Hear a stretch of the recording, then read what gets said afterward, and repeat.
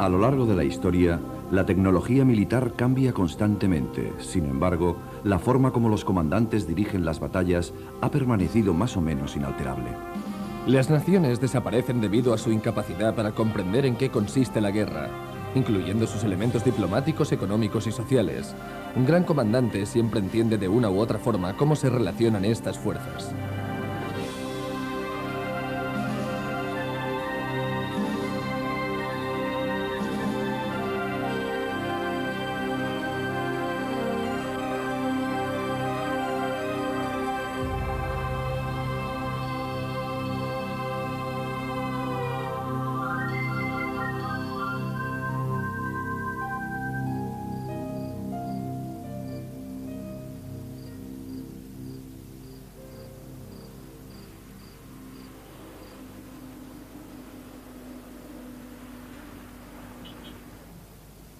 Una franja de tierra en la costa mediterránea de Turquía.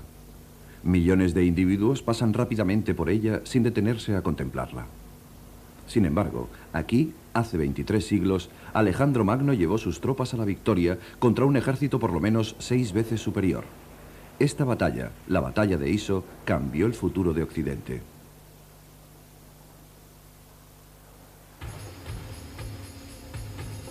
Alejandro Magno y la batalla de Iso.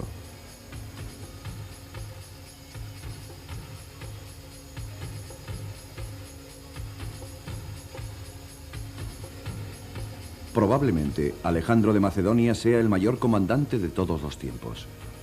En poco menos de una década forjó un vasto imperio que se extendía desde Grecia hasta la India, a través de la actual Turquía, Egipto, Oriente Medio, Afganistán y Pakistán.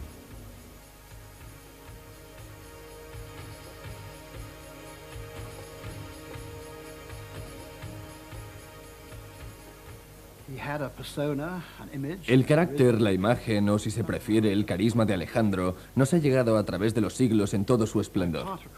Naturalmente, parte de esta popularidad se debe a sí mismo, ya que sin duda supo dar gran publicidad a todas sus hazañas. El simple hecho de que llamara Alejandría muchas de las ciudades de su imperio lo demuestra. Sin embargo, también posee una faceta tremendamente romántica que, junto a su muerte prematura tras haber forjado un imperio tan extenso, le confiere una categoría especial. Antes de la batalla.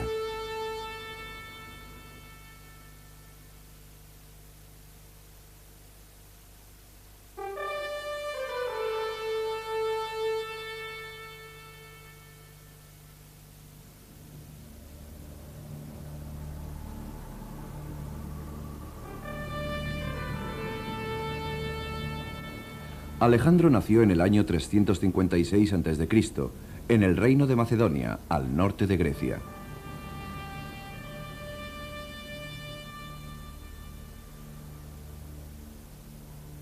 Su padre era el rey Filipo II de Macedonia.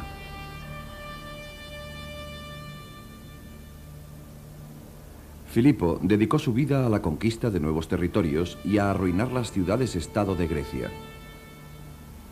Fue durante estos años turbulentos cuando se formó el carácter de Alejandro.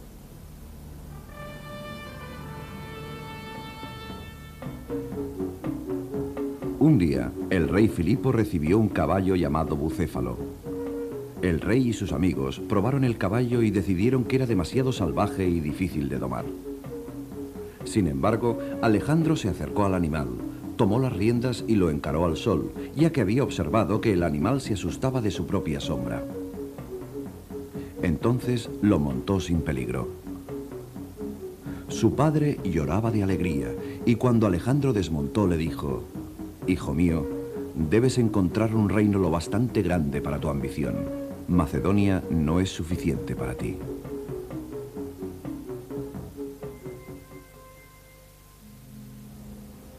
Por orden del rey, Aristóteles fue nombrado tutor del joven Alejandro, de 13 años de edad.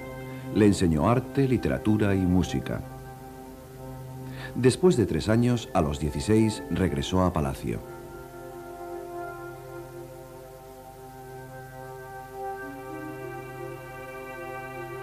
En cierta ocasión, los embajadores del rey de Persia llegaron a Macedonia y, en ausencia del rey, Alejandro les recibió en su lugar.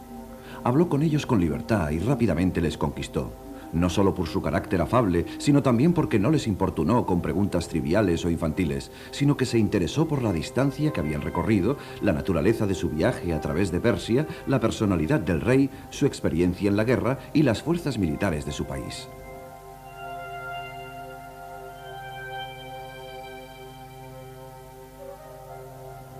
El rey Filipo instruyó a su hijo en el arte de la guerra. El joven aprendió con facilidad y juntos dirigieron la conquista de Grecia. Sin embargo, un rey como Filipo se crea muchos enemigos, y cuando Alejandro contaba solo 20 años, su padre fue asesinado. En un ambiente de sospechas y recriminaciones, Alejandro fue coronado nuevo rey.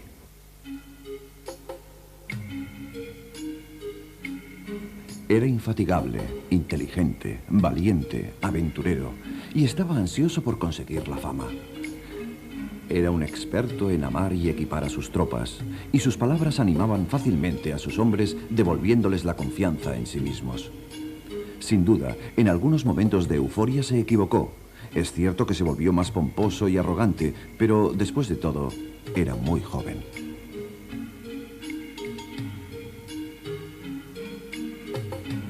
Una vez asegurada su posición, el joven y ambicioso rey volvió la mirada hacia el este, hacia Persia, el más tentador imperio de la tierra.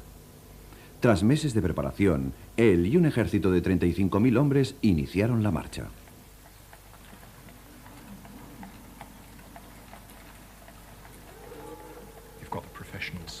Posees un ejército profesional, una corte imperial. También posees carros que levantan enormes nubes de polvo. Te acompañan manadas de animales para alimentarte. Te siguen mujeres que se suman a este ejército victorioso. Mercaderes, comerciantes que intentan sacar provecho de esta oportunidad. Te rodean distintos intelectuales, expertos que no quieren perderse esta oportunidad. Te acompaña un cronista oficial, poetas, botánicos que clasificarán las nuevas especies de plantas que encontréis, geógrafos, geólogos interesados en la riqueza mineral, que cuando encuentren betún en Irak, hablarán de ello, lo investigarán, harán experimentos con algún pobre esclavo y lo quemarán.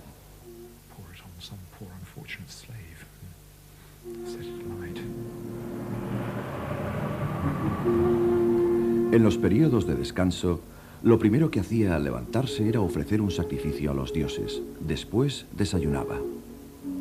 El resto de la jornada lo pasaba cazando o administrando justicia, planeando estrategias militares o leyendo. Si se encontraba en marcha, pero sin prisa, practicaba el tiro al arco mientras montaba a caballo o montaba y desmontaba de un carro en marcha, y a veces también cazaba zorros o pájaros. A menudo se sentaba a beber vino, pues le agradaba conversar, y a pesar de que en otras ocasiones su compañía resultaba sumamente agradable y sus maneras más delicadas que las de cualquier otro príncipe de su edad, cuando bebía podía tornarse ofensivo y arrogante, instigado por su corte de aduladores.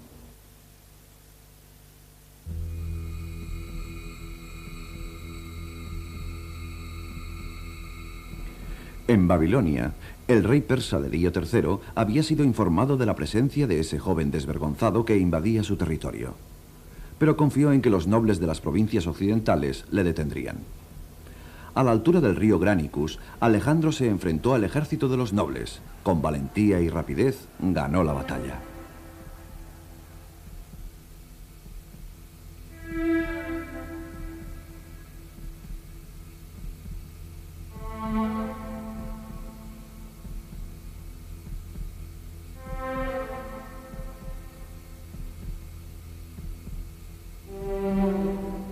Sin embargo, Alejandro aún tuvo que enfrentarse a otra amenaza. En su ausencia, la poderosa flota persa podía invadir fácilmente Grecia y Macedonia. Tenía que destruirla. Puesto que su flota era muy inferior a la del enemigo, decidió atacarlo por tierra. Ocupando los puertos más importantes, cortó el suministro de la flota neutralizando su poder. Ahora podía dirigirse hacia el interior sin peligro y enfrentarse a Darío.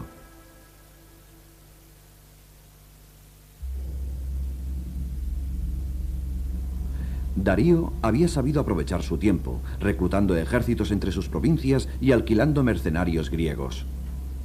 Una enorme potencia formada por 200.000 hombres fue reunida en Babilonia. Puesto que su trono estaba en juego, Darío decidió dirigir su ejército personalmente. El rey de Persia, acompañado por su mujer, su madre, sus hijos y su harén, salió de Babilonia dispuesto a enfrentarse con Alejandro.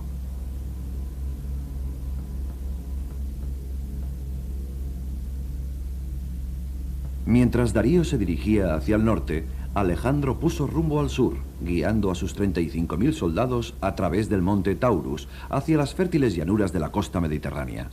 Allí reclutó más hombres.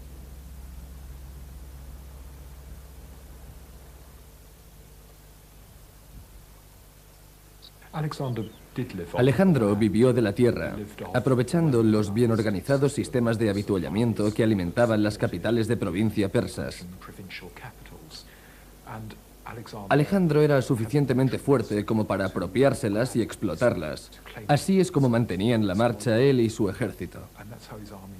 En determinados momentos hubiera sido muy difícil para sus soldados dar marcha atrás, porque no habrían encontrado ningún tipo de alimento. Se había apropiado de las reservas de las ciudades para alimentar a sus hombres, y ahora su ejército debía seguir adelante. Encontrándose muy próximos en el extremo nordeste del Mediterráneo, los dos ejércitos acamparon en ambas laderas del monte Amanus. Darío había decidido luchar en una ancha llanura, donde su ventaja numérica resultaría decisiva. Esperó allí, pero Alejandro no se presentó. Con la inminente llegada del invierno y las reservas de comida cada vez más menguadas, Darío no tenía otra opción que levantar el campamento e ir en busca de su enemigo. Alejandro inició la marcha a lo largo de la costa, y sin saberlo, mientras Darío se dirigía al norte, Alejandro lo adelantó por el otro lado de las montañas en dirección al sur.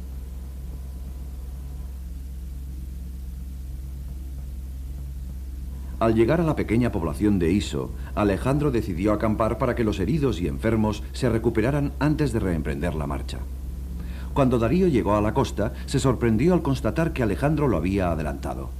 Apresurando la marcha para alcanzarle, llegó a Iso, donde cortó las manos de los soldados enemigos enfermos para que nunca volvieran a enfrentarse a él. Y siguió rumbo al sur, hasta detenerse en la orilla norte del río Pinarus. Alejandro se sorprendió enormemente al recibir la noticia de que los persas le seguían a pocas jornadas de distancia, pero, impasible, se limitó a dar media vuelta con su ejército.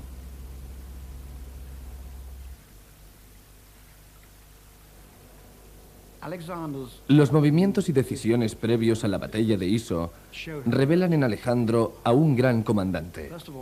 En primer lugar, su decisión de provocar una gran batalla como único medio para conseguir los resultados que esperaba de aquella campaña, a pesar de que evidentemente se enfrentaba a un ejército muy superior, fue una decisión determinante.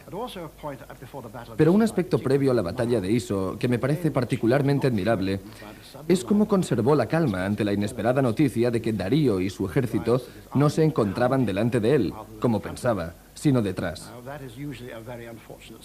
Normalmente, descubrir que el enemigo opera en nuestras líneas de comunicaciones es una noticia alarmante. Sin embargo, Alejandro se puso inmediatamente a trabajar para sacar partido de aquella insólita circunstancia. Al día siguiente, al amanecer, Alejandro avanzó hasta divisar en el horizonte la silueta de su formidable oponente. Las tropas enemigas eran por lo menos 6 veces mayores que las suyas. Darío había conseguido un enorme ejército con unos 10.000 jinetes y 200.000 infantes.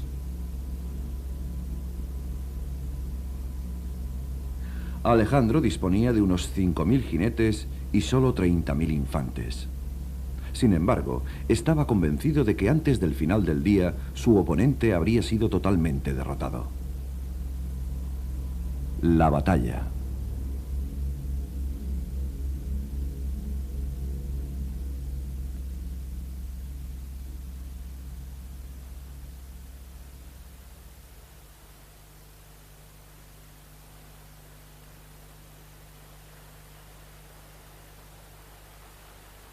La batalla de Iso cambió el curso de la historia. ¿Cómo podría Alejandro derrotar una fuerza tan superior en este tramo del río?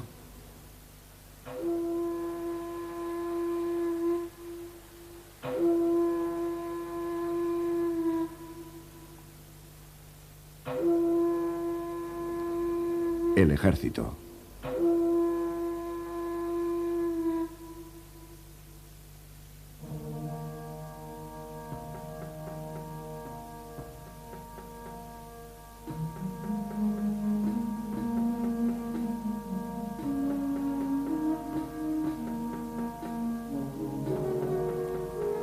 Alejandro estaba en deuda con su padre. El rey Filipo había entrenado a sus soldados para que marcharan con rapidez y lucharan con destreza.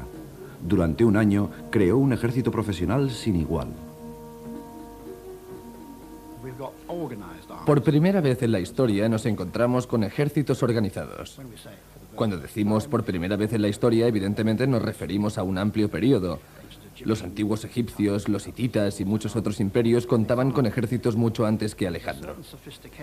Sin embargo, durante este periodo se detecta una incipiente sofisticación que seguirá desarrollándose en la misma línea a lo largo del milenio siguiente.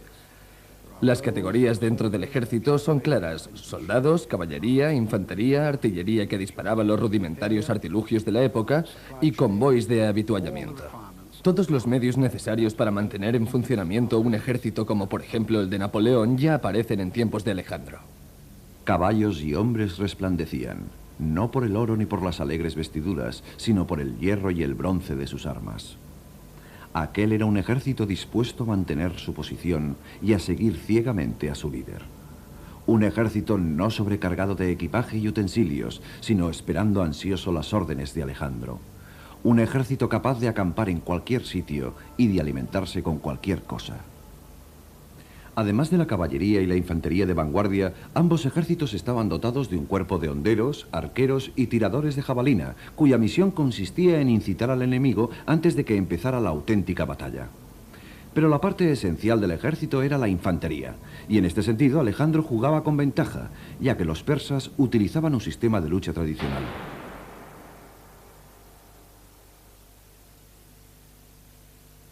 Se trata de un sistema defensivo para el cual la infantería va muy equipada. Armados con una lanza y un escudo circular y colocados hombro con hombro, los soldados luchan con la lanza por encima de la cabeza, aprovechando los huecos formados entre los escudos redondos. Se trata de una formación altamente defensiva. En cambio, los macedonios habían desarrollado otra técnica totalmente distinta, esencialmente ofensiva. En esta formación, los soldados van armados con una larga pica de 6 metros de largo que sostienen con las 2 manos bajo el brazo. Debido a su longitud, las puntas de las 5 primeras filas sobresalen de la falange. En consecuencia, cuando se inicia la carga, el enemigo debe avanzar unos 5 metros antes de tener acceso a la primera persona de la falange, y esta, a su vez, le aplasta literalmente como si fuera un tanque. Tácticas.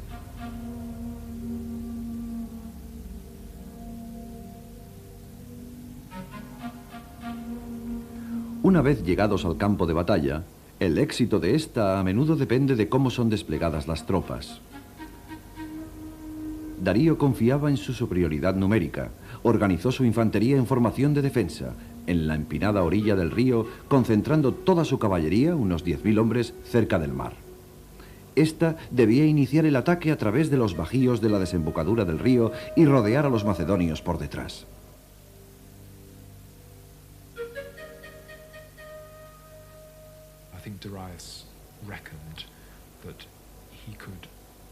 Creo que Darío pensó que podría acabar con el enemigo, colocando la caballería en el extremo derecho, en la playa, y que podría arrasar a la caballería enemiga, arrollando aquel frente macedonio. Creo que Darío pensó en la forma de organizar a sus tropas, y lo hizo con bastante lógica. El hecho de que perdiera la batalla se debe a que se enfrentaba a un hombre cuyo genio militar era insuperable.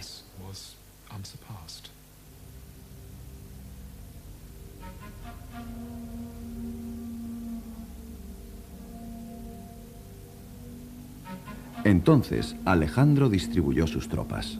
A pesar de la inferioridad numérica, la estrechez de la llanura, solo 3 kilómetros separaban el mar de las montañas, le permitió formar una línea de tropas continua a lo largo de todo el río. Alejandro sabía que Darío intentaría rodearle y reforzó la caballería en aquel flanco para contener a los persas.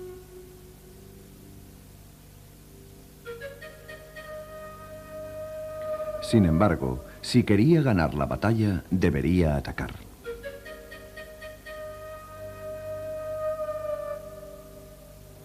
Observó que el flanco persa cercano a las montañas era débil. Si conseguía romper aquellas líneas enemigas, podría intentar un ataque directo sobre el propio Darío. El rey era el alma del ejército, y si Alejandro conseguía matarle o hacerle prisionero, era casi seguro que el vasto ejército al que ahora se enfrentaba quedaría desarmado. En las antiguas batallas, la posición de honor se encontraba siempre a la derecha, y la flor innata del ejército ocupaba siempre esta posición. En la falange, el comandante siempre se coloca a la derecha. Es el sitio de honor. Desde él, la graduación va descendiendo hacia la izquierda. Durante la época en que Alejandro consiguió la victoria sobre Persia, ya se empezaba a intentar atacar el flanco enemigo en aquella posición, y eso es lo que Alejandro pretendía: lanzar el grueso de su caballería sobre aquel flanco, demoliendo la cohesión del ejército enemigo y facilitando la entrada en acción de la infantería.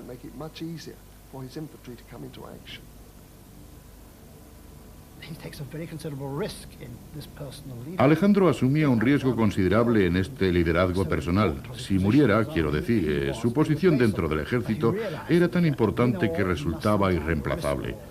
Pero se daba cuenta de que para ganarlo todo era preciso arriesgarlo todo, incluyendo su persona. Sin embargo, el hecho de que lo preparara todo con tanta precisión revela que se trataba de un gran comandante. Psicología.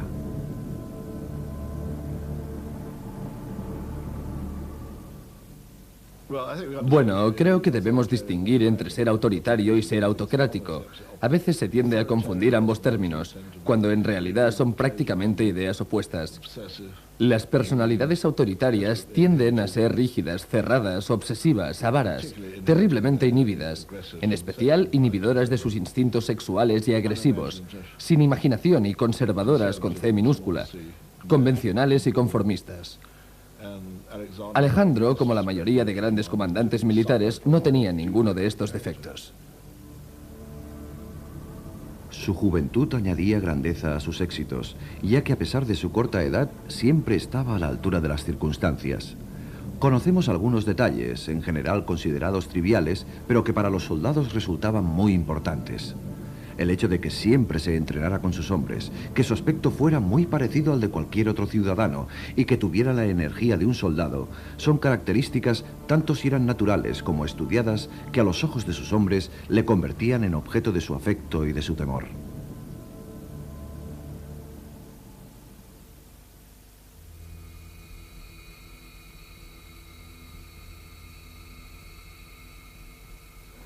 Los dos ejércitos se observaron mutuamente. El campo de batalla estaba lleno de hombres que durante semanas habían cruzado tierras extrañas para enfrentarse a un enemigo al que nunca habían visto. Ahora se preparaban para luchar. Antes, como ahora, muchas batallas estaban ganadas o perdidas antes de empezar.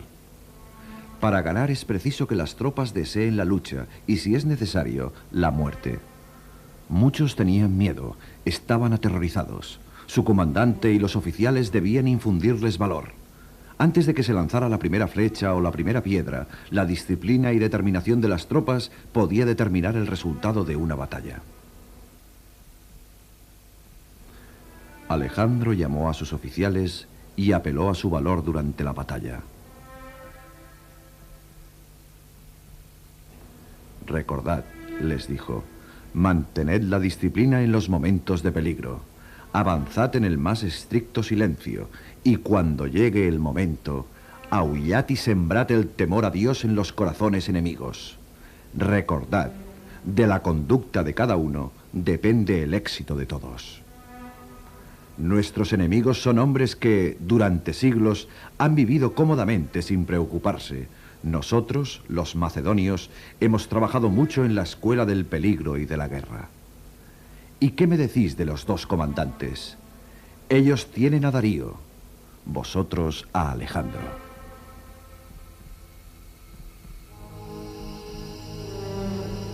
Valor.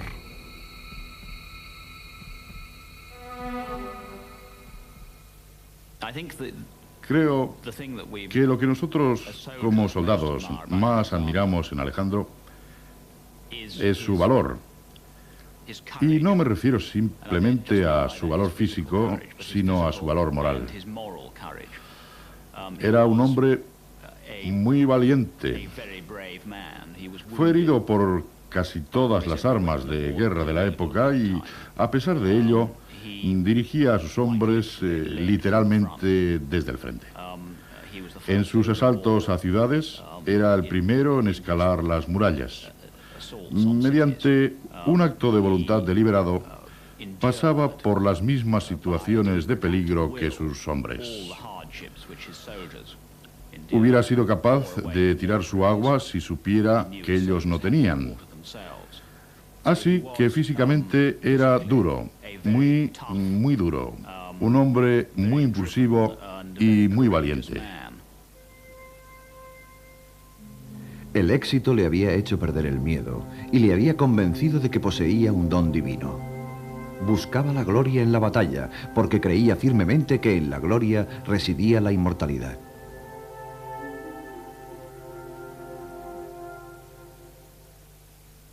Alejandro es el final de una lista. Es el último de los generales que dirigían los ataques.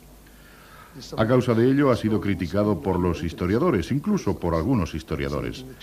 Y fijaros en los otros que aparecen junto a él. Pirus, Aníbal, César.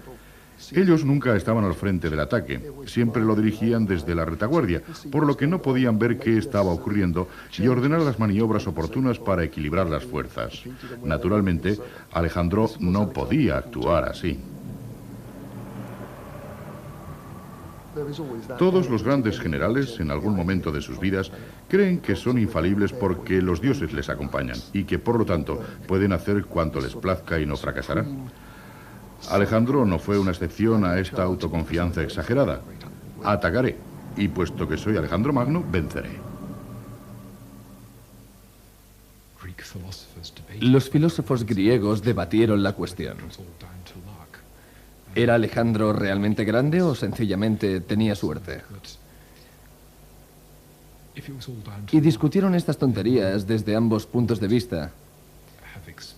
Si se tratara simplemente de suerte, entonces nos encontraríamos con algún otro comandante que habría sido capaz de conseguir lo mismo que Alejandro. En cambio, si estudiamos a los otros grandes comandantes de la antigüedad como Aníbal, vemos que se le acercan, pero que acaban por ser derrotados, mientras que Alejandro nunca perdió una batalla. Se fijó increíbles objetivos, retos y competiciones para demostrar su heroicidad, y de todos salió victorioso. Alejandro se enfrentó al mayor reto de su vida. Desde su posición, a la derecha, al mando de su caballería de élite, veía los distintos rangos de su ejército. A pesar de la desventaja numérica, confiaba en la victoria.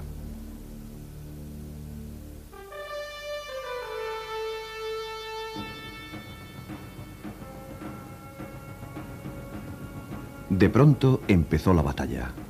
Alejandro dirigió su ataque.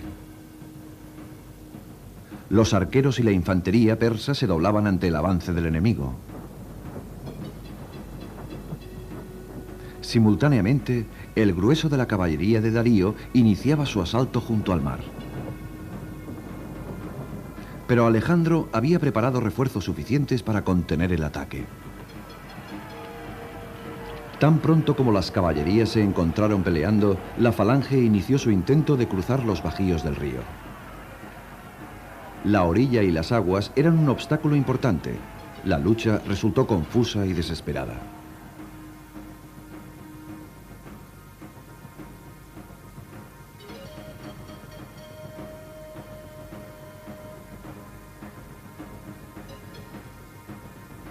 La sangre corría a borbotones, ya que los dos ejércitos estaban tan próximos que se atacaban cuerpo a cuerpo, dirigiendo sus armas contra la cara del enemigo. Era imposible que los tímidos o los cobardes no entraran en acción. Se encontraban en una lucha cuerpo a cuerpo, permaneciendo en el mismo punto hasta que, una vez eliminado el enemigo, quedaba espacio libre para avanzar. Solo lo conseguían si le tumbaban. Pero, cansados como estaban, debían enfrentarse continuamente a nuevos adversarios, y los heridos no podían abandonar la batalla como en otras ocasiones, porque por delante el enemigo se lo impedía y por detrás su propio ejército. Una vez derrotado el flanco izquierdo, cerca de las colinas, Alejandro se dirigió hacia Darío. La infantería persa se había dispersado antes de la carga de Alejandro, pero la guardia personal del rey luchó hasta el final. Ante tal amenaza, el rey abandonó. Tal como había pronosticado Alejandro, el ejército persa perdió el valor y siguió a su rey. La retirada es el punto más débil de un ejército. En la angustia y confusión, miles de persas fueron aplastados por sus propias tropas o muertos por los macedonios.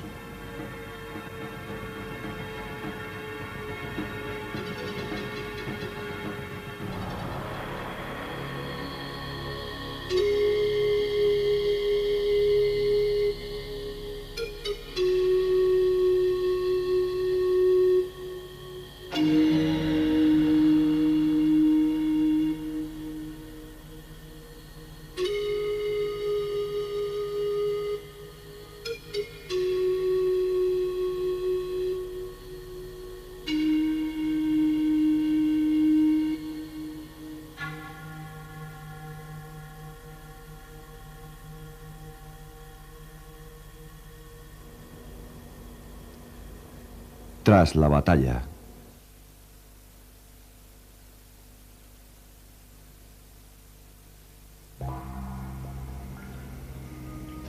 La tienda de Darío, llena de tesoros, hermosos muebles y siervos ricamente vestidos, fue reservada para Alejandro. Tan pronto llegó, se quitó la armadura y se dirigió hacia el baño diciendo: «Lavémonos el sudor de la batalla en el baño de Darío». «No, ahora es el de Alejandro», corrigió uno de sus compañeros. El conquistador se queda con las posesiones del conquistado y puede considerarlas suyas. Cuando Alejandro entró en el baño de Darío y vio las jofainas, los jarros, los cofres y las bañeras, todo finamente labrado en oro, y percibió que la habitación estaba agradablemente perfumada con especies y esencias, se volvió hacia sus compañeros y dijo: «Así que, según parece, en esto consiste ser rey».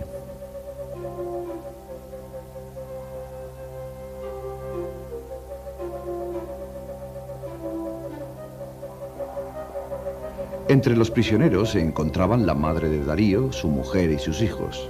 Esperaban ser violados y asesinados, pero Alejandro les informó que, contrariamente a sus expectativas, recibirían el respeto que merece la realeza. Después se dedicó a sus hombres.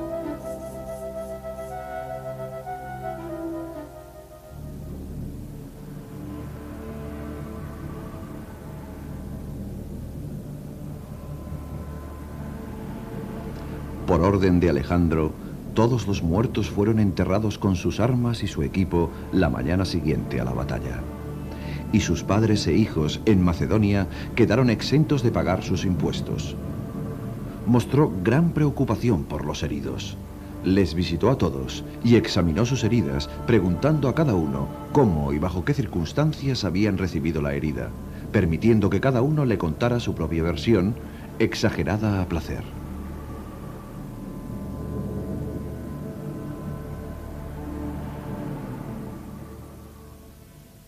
En primer lugar, esta batalla le convirtió definitivamente en un gran comandante. Hasta aquel momento quizás simplemente había tenido suerte, pero en esta batalla apareció como un gran comandante flexible y capaz de adaptarse a las nuevas situaciones, capaz de vencer a un enemigo numéricamente más superior. Ello también pone de manifiesto una de sus facetas menos conocidas. Se trata naturalmente del aspecto cortés manifestado en su trato hacia la familia real persa, que debemos contrastar con la dureza con que persiguió y eliminó a muchos de los más altos cargos del ejército enemigo. Por ello, debemos pensar que tenía un instinto cortés hacia las personas importantes, pero que su máximo objetivo en la batalla era eliminar al ejército enemigo y nada podía detenerle. Desde tierras lejanas, Darío envió un mensaje ofreciendo todo su territorio al este del Éufrates a cambio de la paz. Aconsejado por su general Parmenio que aceptara, Alejandro contestó que si él fuera Parmenio aceptaría, pero que como era Alejandro, declinaba la oferta. En cambio, siguió avanzando metódicamente por la costa con el fin de acabar con la flota persa, tomando los puertos todavía no conquistados. Ninguna ciudad consiguió resistirle. Sus enemigos, excepto si eran políticamente valiosos, fueron crucificados o vendidos como esclavos. Al norte de Egipto, en la desembocadura del Nilo, fundó un nuevo puerto, Alejandría.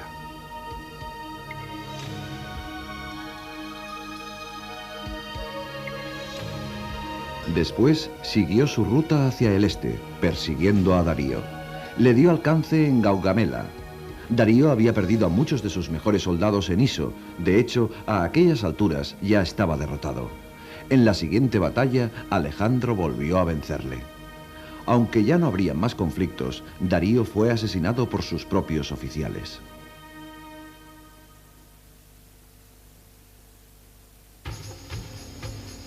Alejandro consolidó sus victorias asegurándose la lealtad de los vencidos. De este modo, los gobernadores provinciales pudieron mantener su posición con solo aceptar esta regla. Los soldados persas fueron reclutados por su ejército y Babilonia se convirtió en la capital del imperio. Animó a sus hombres para que se casaran con mujeres persas.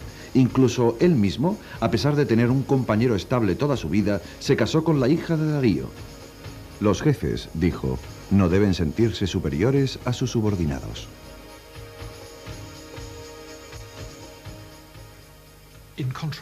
En contraste con la actitud de los antiguos griegos, que se sentían superiores a los persas, Alejandro mostró un considerable respeto por este pueblo. Respetó a las mujeres de la realeza capturadas en Iso, tratándolas de forma tan cortés que le dedicaron su afecto el resto de sus vidas. La madre de Darío se suicidó tras la muerte de Alejandro. Del mismo modo, se ganó el respeto y el afecto de los hombres. Consiguió ponerles de su lado, lo que permitió una alianza con la nobleza persa que administraba las provincias.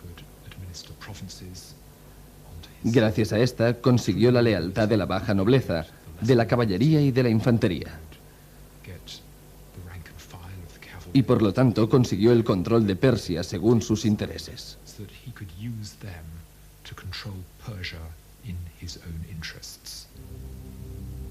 Alejandro no se conformaba con el imperio de Darío. Tenía apenas 20 años y estaba ansioso por explorar nuevos territorios y conquistarlos. Aristóteles, su tutor, le había enseñado que el mundo se extendía desde Europa hasta la India. Su ambición no estaría satisfecha hasta que el mundo conocido estuviera bajo su control. En los 5 años siguientes, guió a sus hombres hacia el este, luchando contra la naturaleza y contra las guerrillas de las tribus hostiles. Cada nuevo reto era afrontado con inventiva y tenacidad. Ayudados por cuerdas, escalaron empinadas cimas y cruzaron ríos utilizando como flotador pieles de animales hinchados. Nada ni nadie podía vencerle.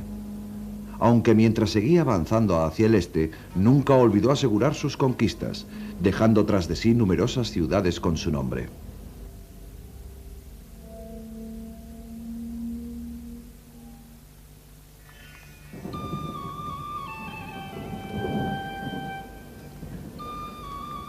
A estas alturas, los veteranos de su ejército se sentían ya demasiado lejos de su hogar. Estaban deseosos por regresar y disfrutar de sus riquezas y de su nueva condición social.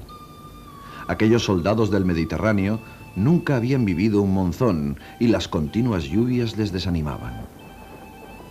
Alejandro se vio obligado a dar media vuelta y regresar a Babilonia.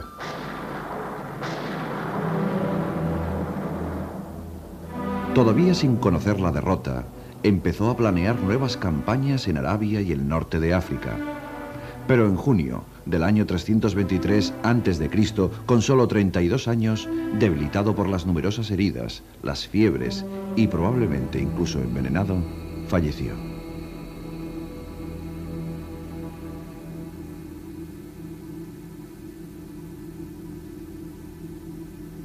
Fue noble y valiente, pero también podía ser despiadado y tiránico.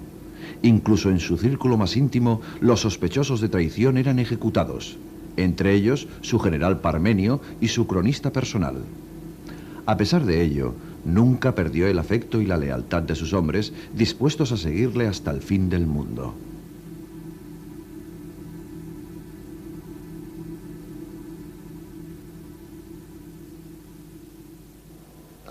Su capacidad para alentar a sus tropas es algo muy importante, aunque resulta difícil evaluar hasta qué punto se dejó guiar por el ejército heredado de su padre, un ejército de soldados profesionales con mucha más experiencia que él. Su mayor baza era su personalidad, capaz de hacerse con la absoluta confianza de sus hombres y su capacidad para tomar decisiones rápidamente.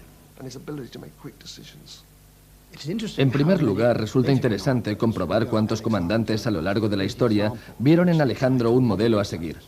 En especial Julio César. Me pregunto por qué será. En mi opinión, ello se debe sobre todo a la magnitud de sus éxitos. Aquel enorme imperio conquistado con un ejército relativamente pequeño, que partiendo de Macedonia conquistó todo el territorio desde Grecia hasta la zona norte occidental de la India. Es simplemente una idea sorprendente, solo hay que mirar al mapa para darse cuenta. Y en segundo lugar, creo que los futuros comandantes quedaron fascinados por su juventud. Recuerdo que César se quejó del hecho de que él ya tenía 40 años cuando le llegó su oportunidad de pasar a la historia. En cambio, Alejandro murió antes de los 33, dejando tras de sí un fabuloso imperio. Esto también ha fascinado a los generales. Sin embargo, en el plano práctico, creo que le admiraban por su trato con la